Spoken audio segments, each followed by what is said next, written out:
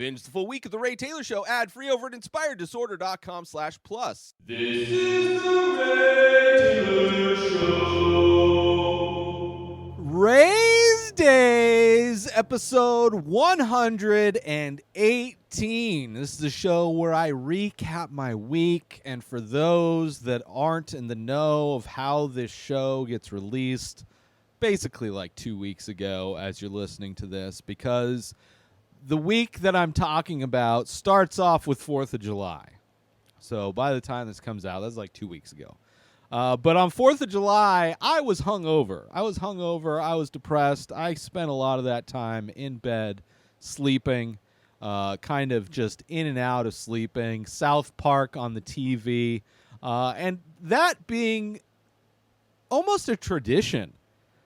One of the earliest, not memories, I guess, but definitely in my 20s, there was a time where I was living in San Diego, and a lot of people who live in San Diego like to go to the beach on 4th of July, which it's very busy when you go to the beach, so it's very hard to get parking. I never went. I lived in San Diego for 13 years, never went to the beach to celebrate the 4th of July, but on the 3rd of July, many times, I would get together with friends and we would get wasted. So the 4th in many years was spent hungover. And it wasn't intentional for me to follow in that tradition, but nonetheless, I did spend the 4th of July feeling pretty shitty. My entire week has been my entire scheduling, my routines that I've kind of developed over the years have kind of just been thrown out the window. I haven't been like how when I go to sleep, when I wake up, just my morning routines, all of those things, what I do in the week for the most part, it's all been kind of thrown out the window, especially last week. My sleep schedule has been all over the place. Sleeping, taking naps, staying up late, waking up early, going back to sleep, just, waking up in the middle of the night and then staying up for a couple hours before going back to sleep. Like, it is absolute chaos. And for whatever reason, it's, my mental state, whatever it is kind of just, just existing. Like, the reality and the chaos that exists in America at this point, where everything is pretty much going to shit, whether it being all of the rights that are being taken away from the Supreme Court, whether it be people being gunned down by police officers, whether it being people being gunned down by these conservative kids who get guns legally, while the cops are standing around doing nothing. Like, just a lot of people being gunned down, whether it be by mass shooters or police by themselves. It's not a very safe place to exist, whether you're going to the movies or school or a mall or a grocery store or a parade. Just almost any kind of event, really, there's a potential that you will be killed by a gun. And a legally purchased gun, because this country does little to nothing to give a shit about the bodies that continue to pile up. And just the police. I mean, the police shot a kid like 60 times. They shot at him 90 times. Almost 100 bullets. And 60 of them hit him. Like, he gained weight dying that day with all the bullets that his body absorbed. Just this disgusting police departments that keep getting raises. Their budgets keep going up, and they seem to just kill people or stand by while people are being killed left and right. Not to mention living in California, the massive drought, the historic drought that we're dealing with. Meanwhile, surrounded by hundreds of perfectly green, manicured golf courses. A game designed by and for privileged people that requires immense amounts of water to maintain this game board these privileged people play on is held to a higher standard than everybody that lives around them. Water conservation, like you can get like fined if you water your lawn at the wrong time of day. Yet you can drive by hundreds of golf courses that are pristine, green, lush. And the only thing those golf courses are used for is to play a game. They don't provide nature with habitat. They don't provide humans with food. They just use massive amounts of water to maintain. And the defenders of golf courses will say that that water is like reused water. Where is that water coming from? Are you telling me every single golf course has water treatment plants to recycle all of the water? The hundreds of golf courses, every single one is set up to do that? And where is that water coming from? If we can't use water to begin with, there should be less recycled water to use. It's not like you walk out on the golf course and it smells like piss and shit. It's not like it's coming from your wastewater from your home. Because all of the wastewater from your home goes to the same place. It's mixed with piss and shit. And you don't go to a golf course. God forbid you would go to a golf course. Could you imagine going to a golf course and it smelling like piss and shit because they use the water from the homes that surround the golf course? Of course that's not it. Of course not. Rich people, privileged people play golf as recreation. You don't think they get to skirt around all of the regulations? Every golf course should be surrounded by protesters. The gated communities should be covered with graffiti and anti-golf course posters. It's ridiculous. It's ridiculous that water, a thing that is essential for life, is being wasted to keep a game, a recreational activity available for privileged people, for those that can afford to go play the game. It's just disgusting. You have religious extremists running the fucking country despite the fact that Democrats are in charge. In theory. I mean, Joe Biden is about as conservative as you can get. He would be considered a conservative in every other country. He is far more right than I would appreciate. He is like disgustingly conservative.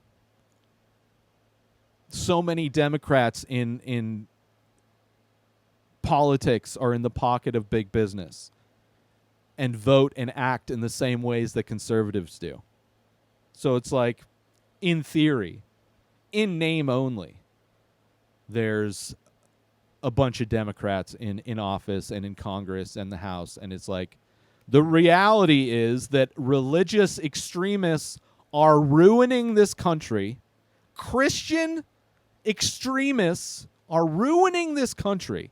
You want to watch a documentary that predicted all of this shit.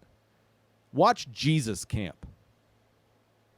It's a movie about religious extremist camps that are set up to indoctrinate children into the word of Jesus Christ, right? Which is the thing that Reagan brought in. He brought in the evangelicals onto the conservative side.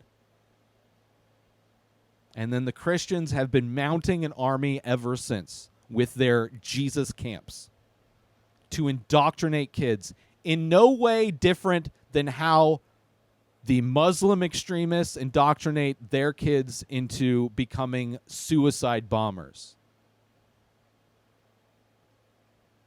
But in America, it's Christian extremists that are the threat. It is the Christian extremists that are responsible for a lot of the mass shootings. These white nationalists. These these people that use God as a way to justify their hate and their anger and their control, their fascism, their brand of fascism. They use God's name. These are people that are going, if Christians are right, like they were the one religion that got it all right, and they die, they are going to be so surprised how many of their friends are with them in hell. If the Christian hell exists, it will be full of Americans who claim to be Christian. They're going to be draped in their American flags, wearing their red MAGA hats, wondering why it's so hot in heaven. And now a quick word from our sponsor. Now you can wear The Many Faces, original art by Ray Taylor. Select pieces from the ongoing series of abstract ink paintings. All products made with high-quality materials, made right here in the USA. Go to inspireddisorder.com/TMF merch to browse the entire collection and save yourself an extra 10% when you check out by using coupon code RTSTMF. So once again, go to inspireddisorder.com/TMF merch and save 10% when you use coupon code RTSTMF. And now, back to our show. So with everything pretty much falling apart in the country, and it seeming to be going in a direction where things are going to be worse, where it's going to be harder for people to get jobs soon, where it's going to be more expensive to live soon, where the idea of making a living, making artwork, and selling T-shirts and doing a podcast seem to be like the most ridiculous thing. It's pretty easy to just be depressed and sleep a lot and to throw out any kind of fucking routine you may have developed over the years. I'm still getting the core of my work, the only reason I'm alive, getting my paintings done, getting this show done. You know, it's the only, like if I couldn't do these things, I would have no reason to be alive. Aside from maybe my dog, but even still, I could like have my friends take my dog, and then I'll just like, okay, I'll just go to the ocean and see how far out I can swim till I get tired and just sink, you know? And just like how life works, when it rains, it pours. Not only am I not the amount of money I'm making is decreasing, but I have all of these expenses piling up. Expenses for my dog, my car, which I haven't driven since the pandemic started. It doesn't work. I need to at least get a new battery. Hopefully that's it. One of my windows just fell into the door, so I got to get that fixed, which is like the third, fourth time I've had to fix that. Also the third or fourth time I've had to replace the battery in my car. But not only that, just to get it going, I got to go get a driver's license that I got to pay for. I got to get registration is due. And not only just registration, I got to get it smogged.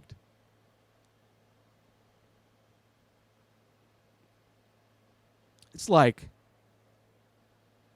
a bunch of money I can't afford to spend. not that I'm driving anyway, so it's like, what do I do? Do I sell it? Do I just get rid of it? Do I file it non-operational? Register it that way, save some money, and then hopefully things will pick up at some point. So the analogy I've used many times is it felt like when you leave when I left my regular job, steady income, it was like jumping out of a plane. And I had to figure out how to create a parachute before I hit the ground. Right? Or actually, I had to figure out how to invent a plane while I'm skydiving, free falling to the ground. And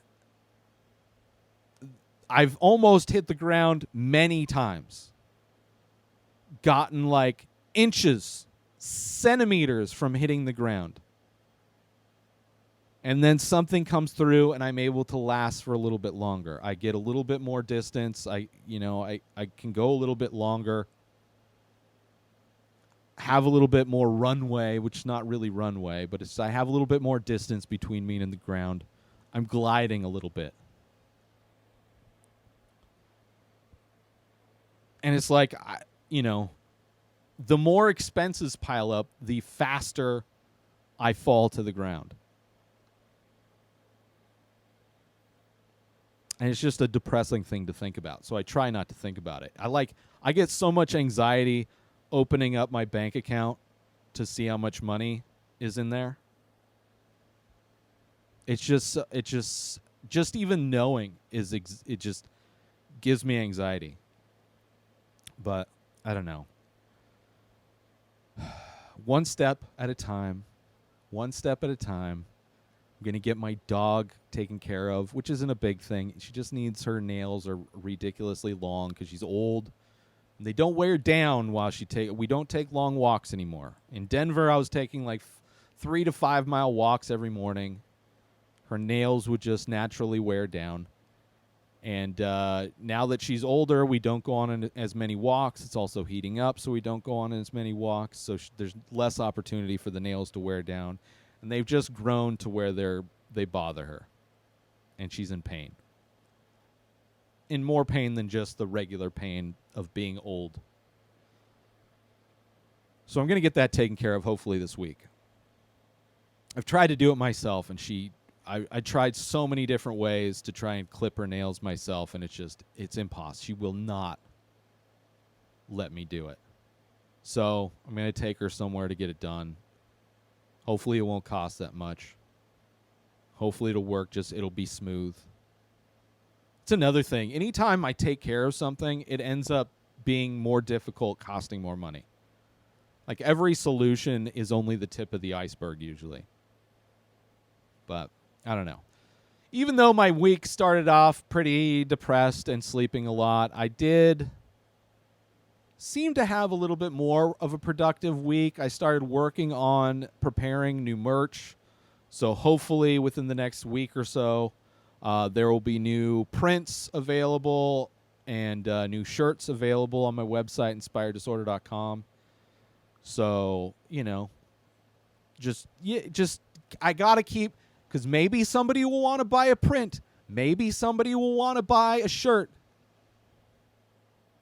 I get people that want stuff for free, which is great. At least people want it. But even the people that want free stuff don't get back to me, which is a little discouraging.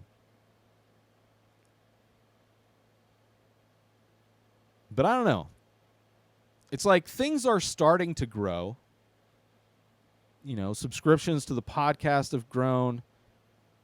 YouTube page is constantly growing. Finally, there's an audience growing there, especially from India, with my reviews of RRR and Bahubali. And this week I did 3 Idiots, which one of my favorite movies of all time. Listen to that review. Watch that movie on Netflix. One of my favorite movies of all time, 3 Idiots. It's a comedy, but it's got so much depth to it. It's so great. So, you never know. That's the thing. It's like you never know. I'm not psychic. You're not psychic. Things can go bad in an instant, And I've experienced things going good in an instant. So it can swing both ways. And I'm hoping, just as you keep going, just as I was millimeters from hitting the ground before, I'm hoping I'll get another burst.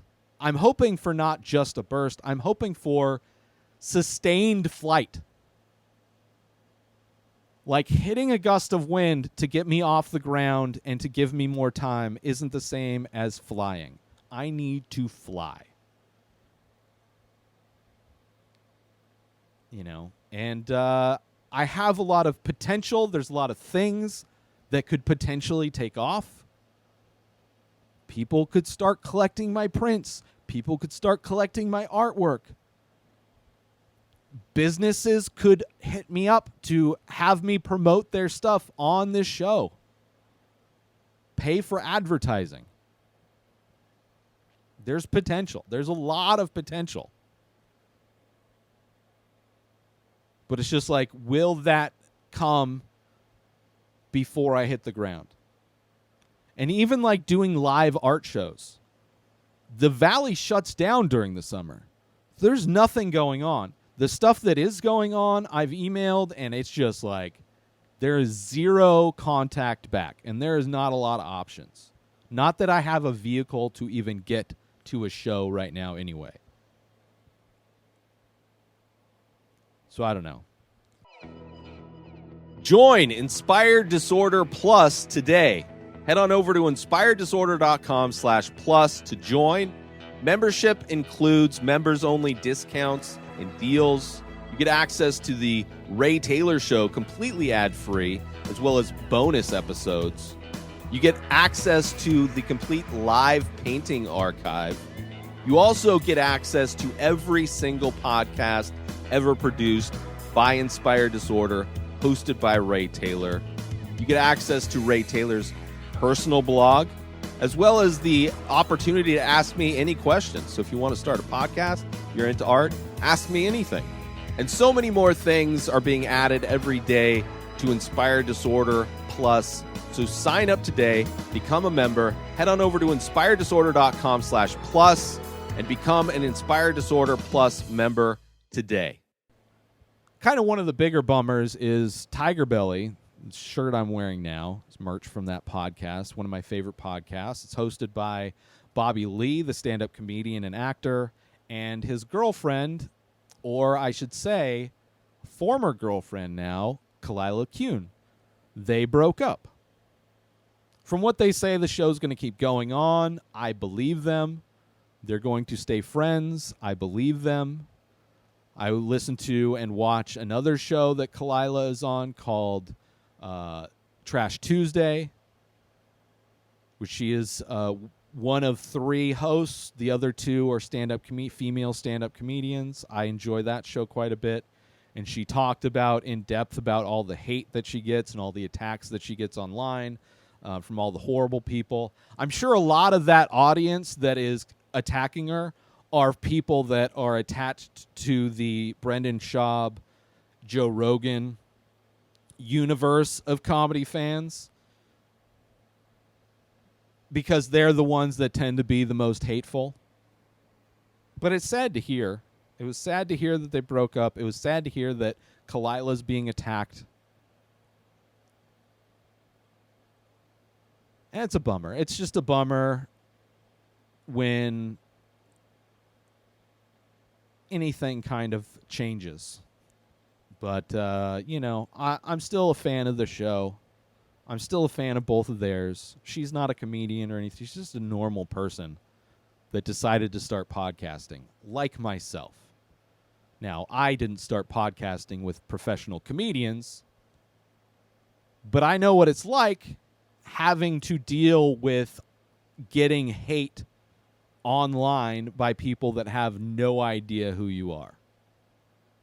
I've kind of gotten used to it a little bit more, but I'm not getting it to whatever level she is. I'm sure she's getting death threats and rape threats and all the kinds of stuff that cowards love to throw out online, especially towards women. And I'm sure they're able to get as personal and cut as deep as they want, considering she's been podcasting for, I don't know, probably like 7 years. She's made a lot of her life very public on very popular shows, whereas I have made my life very public on very unpopular shows. So somebody would really have to do the research to get deep and talk shit about me. It would be interesting to see somebody be able to get a deep cut on me. But it sucks. It sucks that happened. It sucks. They might get back together. They might not, though. I don't know. But I love Tiger Belly. It is a great show. And I do love Trash Tuesday as well. So it's kind of a bummer. There's only a few podcasts that I've been a big fan of that have ended. They got emotional. Totally Rad Show was a podcast that I absolutely loved. One of the first shows that I ever got into. And when that ended, it was really emotional. I don't even know if I watched the finale. I think I did. But then one of those, it was 3 dudes who would talk about movies and video games and comic books, and it was a fun show. And one of the hosts is Dan Trachtenberg, who directed 10 Cloverfield Lane and is coming out with the movie Prey on Hulu, which is like a prequel to the Predator movies. So he's gone on to do great things. And then another one of the hosts, Jeff Kanata, joined up with another one of my old-timey favorite podcasts, the Slash Filmcast, which is now just the Filmcast. And it's kind of amazing that those two worlds, I've heard about the Filmcast through Dan Trachtenberg, who was a guest. And they had 3 hosts, and one of their hosts left, and Jeff Kanata jumped on, and now it's kind of, in some ways, a successor to both of those shows. And there's a show, Dignation, that I absolutely loved that ended, and I don't think I ever watched the finale on that. I love that show so much. Probably it was one of the first podcasts that I watched regularly. And then that got me into Totally Rad Show, and that got me into the Slash Filmcast, and then kind of snowballed from there, getting into a bunch of shows, getting me into podcasting. A lot of shows just kind of stop. That's how all of my shows have ended. They just kind of stop. Sometimes I'm just too emotional. Like the Inspired Disorder podcast, when that ended in Denver, I was so emotionally wrecked. I have never been as depressed as I was at the end of Denver. I was barely able to function as a human. And the thought of getting on a mic, I would have just cried the entire time. I remember recording an episode in a motel room as I was leaving Denver, and I just cried the whole time. I obviously never released it. But that was one of the biggest failures of my life. But I tried, I don't have any regrets. It was an experience. There were aspects of Denver I absolutely loved. There were things that happened in that time that were so horrible. I got to see people turn into absolute assholes, attacking each other.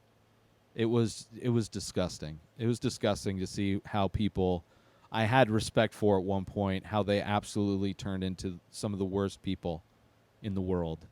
And I don't really, and a lot of that was from the collective, the Inspired Disorder collective podcast network that I was running. And it just it was disgusting. And then when that happened, I was just like, fuck all of you. Fuck every single one of you. I don't trust any of you anymore. And it was like this huge project that just completely imploded. This thing that I'd spent so much time and energy on trying to promote small podcasts around the world, to create a place for people to promote each other and to encourage each other, and it turned into the absolute opposite. And then with that failure went the disappearing of our audience. The Inspired Disorder podcast audience pre-Denver was doubling every week. As I was getting ready to move to Denver, it was doubling every week.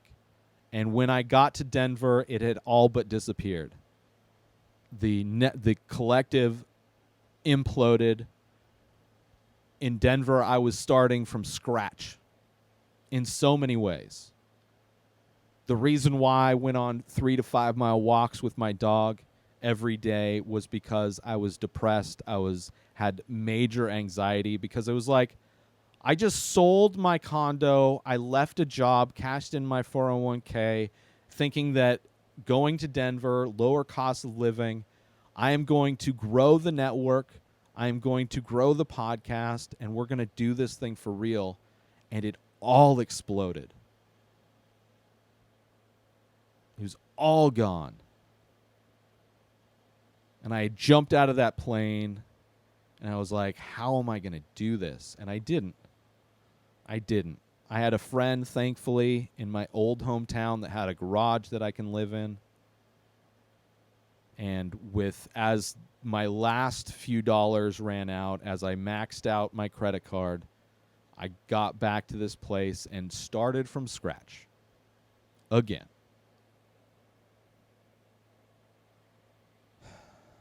And then before the pandemic, when everything shut down, I was, doing Uber and Lyft and all the food delivery stuff to just keep afloat. Just to spend enough to afford groceries, give my friends some rent money.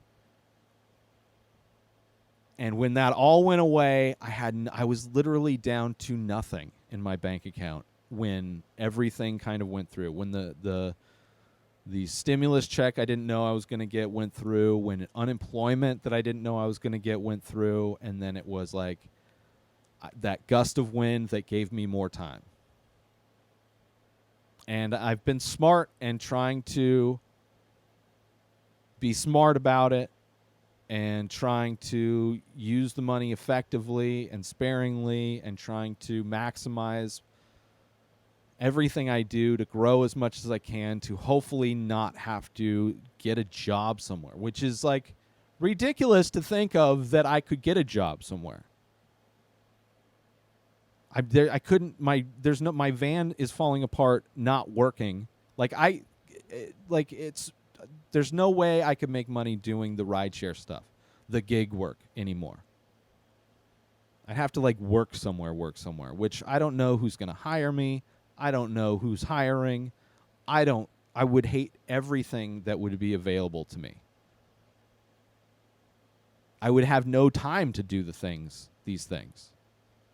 It would be so difficult. I'd probably make it work. But it's like,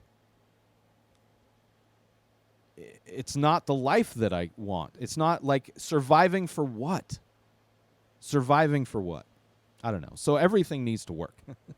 Hopefully. And I'm still trying to get better. I feel like I suck sometimes. Like I get on the microphone and I can't form sentences. I can't speak. When I'm talking about a movie, I'm so scatterbrained, I don't even know who I'm talking to when I'm talking about a movie. So I want to get better at all those things. But we'll see. Ups and downs. Sometimes I feel like, oh, I got it. That was a good one. And then I go and do the clips, and it's like, ooh, that was not good. And sometimes it's like, it doesn't feel like I did a good podcast. Then I go do clips. It's like, oh, I got some good clips. I don't know. It's insane. I hope everybody else is doing good. That's been my week. Shout out to Tiger Belly, Nosotros Papaya. I hope Kalila is able to get distance from all the hate. And, I love that show. I love them. They're great. I love you guys, too. Thank you for watching. Thank you for listening. I really appreciate you. I really do. For anybody that actually listens to this, actually watches this stuff, it doesn't seem like anybody does, but, according to numbers and analytics, People do, so I appreciate it. I hope you have a great week. New episodes of The Ray Taylor Show come out every single day. Subscribe on YouTube and everywhere our podcasts are found. Binge the full week over at inspireddisorder.com/plus. Buy Ray Taylor Show merch over at inspireddisorder.com. And follow the show on Instagram at Ray Taylor Show. Have a wonderful day, everybody. Peace out! Today is the day where you wake up and you realize that everything that you've been dreaming about, everything that you've been wanting, every goal and wish and hope that you've ever had can become real. Dreams can come true. What you manifest in your mind, you can bring to reality.